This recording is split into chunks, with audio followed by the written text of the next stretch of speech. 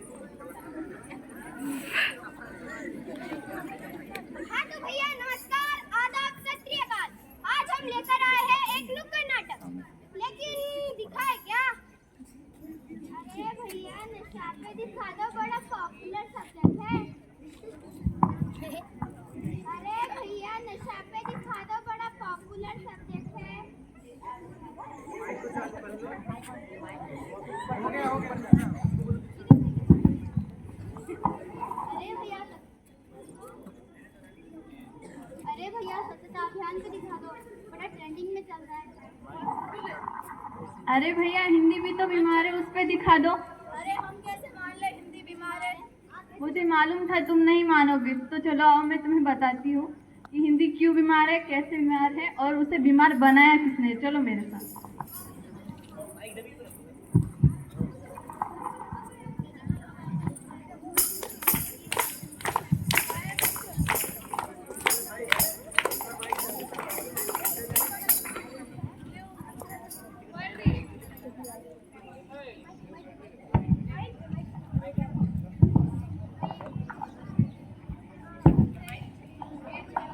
है पान बनारस वाला खोली के बंद अकल का ताल।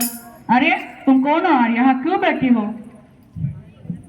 क्या हुआ बेटा? मैं वो भाषा हूँ जिसमें तुम हंसते गाते हो, मैं वो भाषा हूँ जिसमें तुम अपने सुख दुख रचते हो। मैं हिंदी हूँ।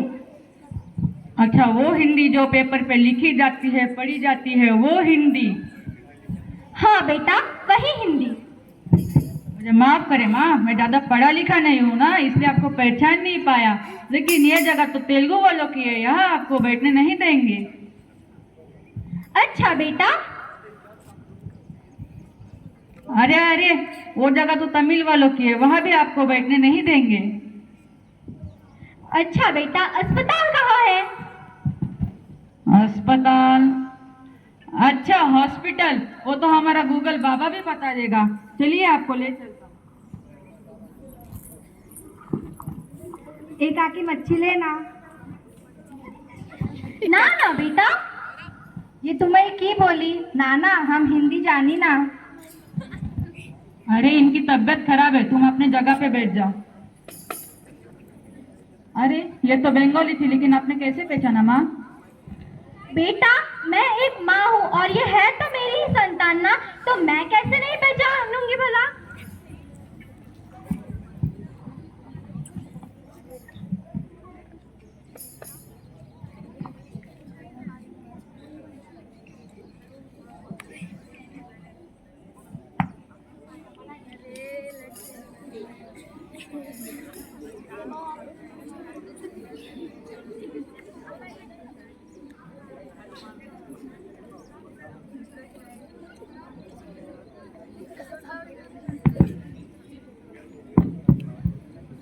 अरे भाई कहाँ था तू इतने देर?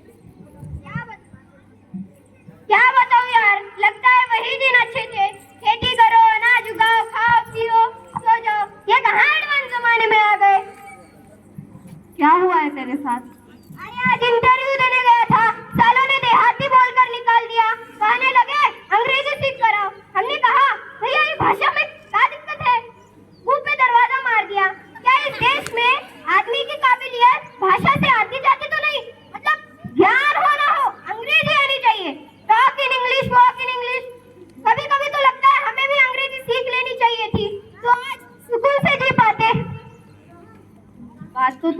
जाए। असं का?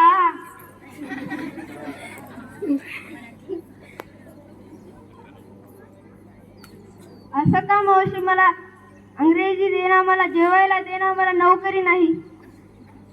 बेटा, अगर तूने खाना मांगा होता तो दे भी देती, लेकिन तूने तो अंग्रेजी मांगी है। अगर अंग्रेजी से सच में खाना और नौकरी मिलता तो आज अमेरिका साक्षात भगवान होता।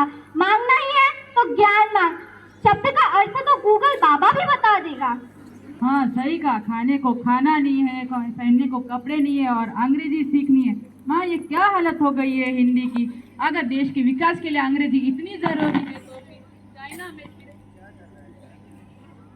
63% लोग चीनी बोलते हैं और जापान में 83% लोग जापानी बोलते हैं, फिर भी उनका देश इतना विकास क्यों कर रहा है? बेटा, ये हिंदुस्तान है, यहाँ इंसान मरने के बाद 13 दिन शौक के मनाए जाते हैं। ठीक है माँ।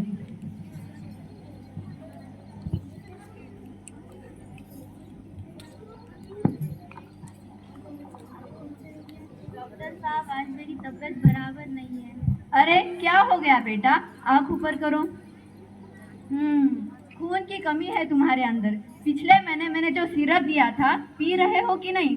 हाँ, वो तो बराबर पी रही हूँ। एक काम करो, चुकंदर खाया करो, इससे खून बराबर रहेगा। ठीक है, धन्यवाद डॉक्टर।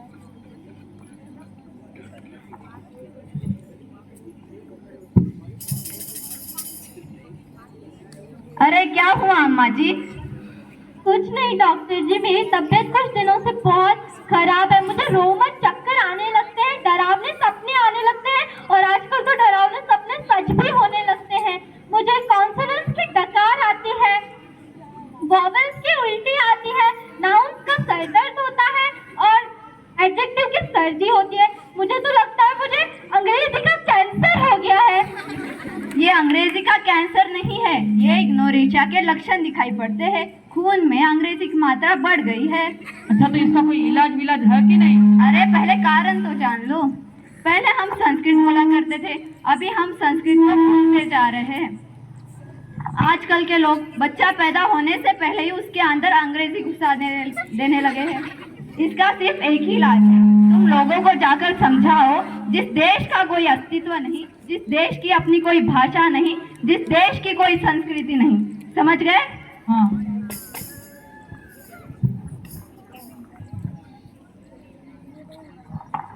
नेताजी जिंदाबाद जिंदाबाद, नेताजी जिंदाबाद जिंदाबाद।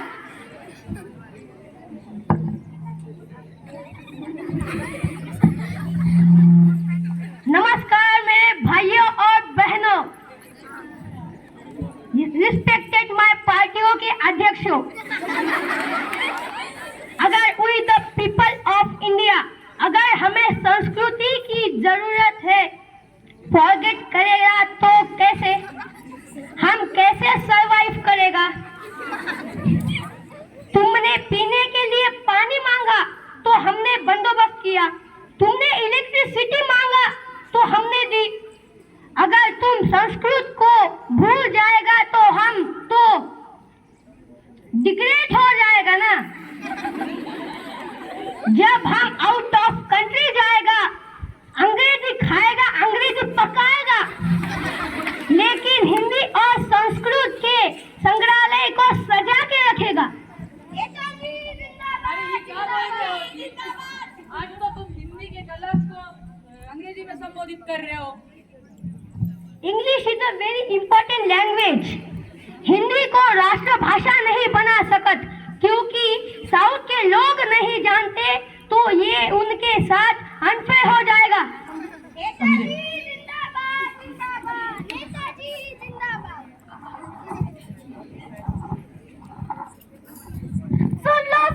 सुन लो, एक बार मेरी भी सुन लो। यूं तो इन नेताओं के भाषण सुनते हो मेरे ऊपर, आज एक बार मेरी भी सुन लो। मैं पराई नहीं, तुम्हारी अपनी हूँ, ना ही मैं किसी की मानती हूँ। कभी गालियों में इस्तेमाल करती हूँ तो कोई तालियों में, कभी इतिहास में लिखती हूँ तो कभी संगीत में बहती हूँ। कोई मुझे अपनी सगी माँ कहता है तो कोई मुझे शरण का भाव समझता है। अगर